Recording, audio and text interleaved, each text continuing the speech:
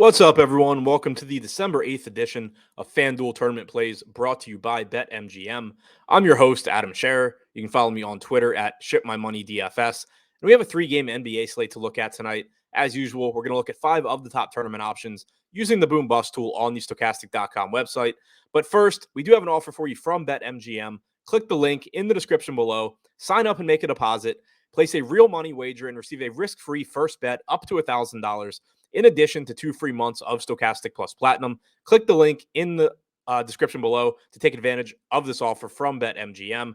Now, as a reminder, it is only a 3-game slate, but there is some pending injury news and some stuff that could change between now and lock. So be sure to tune in to the deeper dive and live before lock shows starting at 5:30 p.m. Eastern on the Stokastic YouTube channel. But for the way things look right now, starting at number 5, John Wall is projected for 22% ownership with a 26% chance of being in the optimal lineup.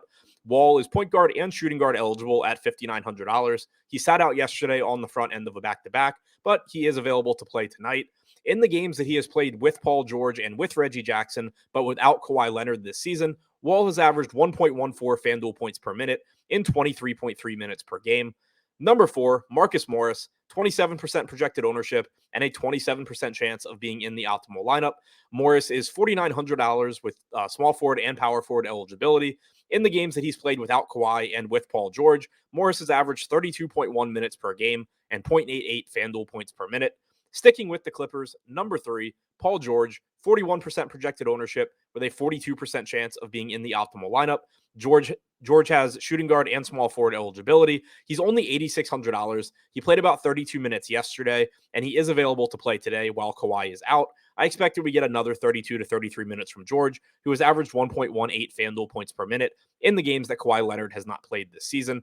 Now, moving on to the San Antonio Spurs. Number 2, Zach Collins, 48% projected ownership and a 48% chance of being in the optimal lineup. Collins has power forward and center eligibility, so he's extremely easy to fit into lineups. He's also just $5,200 and likely to start in place of Jakob Poeltl once again as Poeltl remains out. Collins has averaged 1.11 FanDuel points per minute overall this season. That production does come down a bit when he plays with the starters, but Devin Vassell is expected to miss today's game as well, so there will be a little bit more usage available than normal for Collins when he's out there with the starting unit. And number 1, Tre Jones, $6,400 point guard, projected for 56% ownership with a 59% chance of being in the optimal lineup. Jones has averaged 1.06 FanDuel points per minute without Devin Vassell on the floor this season, and he's likely to give you around 32 minutes tonight. He is, again, just $6,400, so looks like a very strong mid-range value.